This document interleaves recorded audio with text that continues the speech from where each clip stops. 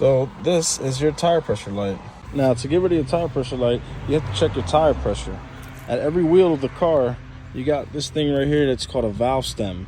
And this is the valve cap right here. You unscrew that. So the valve stem has what's called a Schrader valve inside. You push that inside and it lets the tire pressure leak air out to get a reading, or you could put air onto this fitting and then push the spring back and allow air to go into the tire to increase the tire pressure. Some are rubber. This car has metal. Usually the metal ones will mean there's a sensor in the back that could actually monitor that pressure and tell it to the car, because you see it spins with the wheel. Now to find your tire pressure, usually it'll be inside your driver's side door. And you look right here, you'll see a sticker.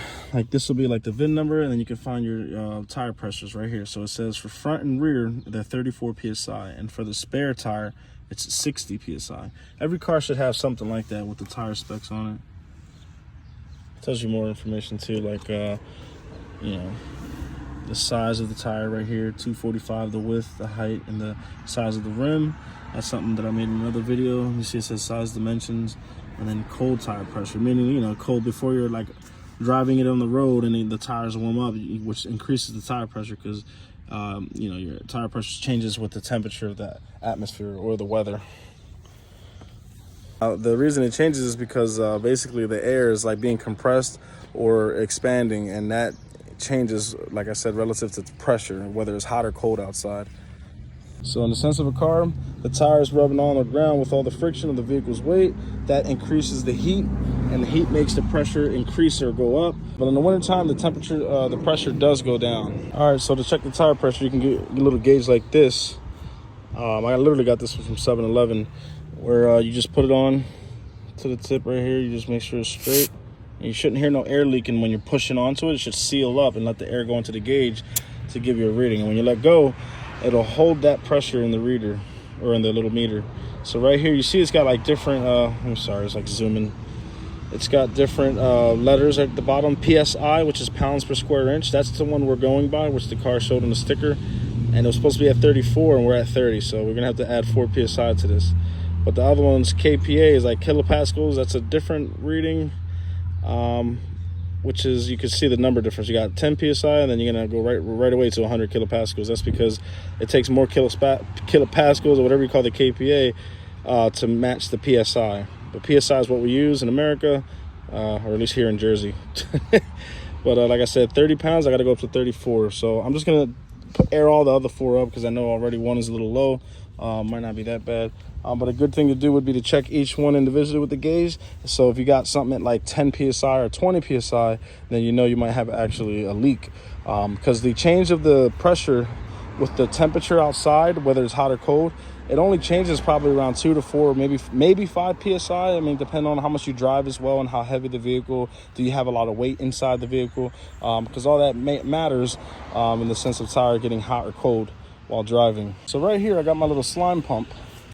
And I'll put my gauge down there. And this thing I got from AutoZone, but you can get them probably, you know, any auto parts store, which basically is just an air pump for your car. It runs off of battery power, so we're gonna have to pop the hood and then hook it up.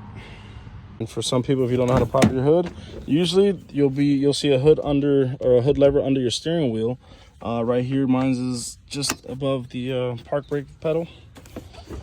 And then you're to, like, you know, get your hood unlatched, which is that little lever right there. I had to creep my hand in and push this over to unhook the hood on its latch right here, basically.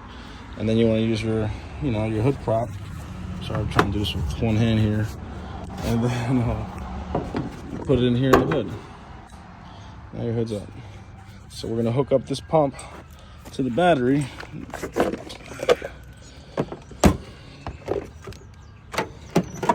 Red to positive, or red to red.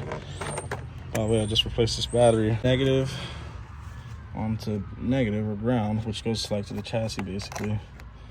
And then right here you got, on this pump, it's got a flashlight up on the front. So you got to switch for the power and then switch for the flashlight. Let me see. That's for the flashlight. And then this side is the pump. All right. So at the end of this hose, you got a little air pressure gauge. So this lets you watch the tire pressure increase as you're airing it up. All right, so in this case, I actually went a little over, and that may happen as well. If you go over, you can just, you know, turn off the pump. Just be careful. Sometimes if you go like, you know, excessively over, where let's say if it was up to like the 90 or the 120, then yeah, you might have a problem. You want to be careful because the tires can explode when they exceeded their max pressure, which on this particular vehicle, it shows, I mean, it's upside down. Let me see if I can see it. Max load or max pressure, 44 psi. So 44 psi. So if you go over that, you know, on a crazy amount, and then you know, you try to mess with the car or drive it, man, this thing could probably blow up, and that can be very, very dangerous. So we're gonna check the pressure. See where we're at. Oh, we're at 42, 44 probably. So we want to lower that because we're almost at at the max pressure. So this particular gauge looks like it has a little dimple to actually depress that Schrader valve. You see it's got a dimple on the inside to get it to go in with a rubber O-ring to seal the air in here to get the gauge to come out with the spring. But on this end, it's just a solid bump, and you could actually probably use that to air it out a little bit. And this is normal. You push it in, literally just push that little tiny thing, let some air out. Probably not best to breathe that in. I don't know what's in your tire, but you know, people put stuff in there for like to seal a leak. If there's a hole, that puts slime or that grime stuff in there, whatever they call it, and there could be stuff in there, so you don't want to just breathe whatever comes out of your tire. Be harsh chemicals, and we'll check our pressure again. And like, you know, you saw I only held it for a few seconds. You don't have to hold it too long. So remember, on this gauge, every dot is 2 psi. So we're looking at 32, 34, 36, probably 38. So we'll go down a little bit. That's still a little high. Around 35. All right, that was about a couple seconds.